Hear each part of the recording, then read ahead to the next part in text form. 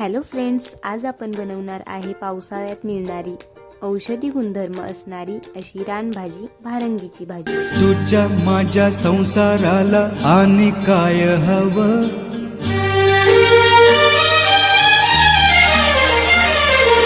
तुझ्या माझ्या लेकराला घरकुल नवं,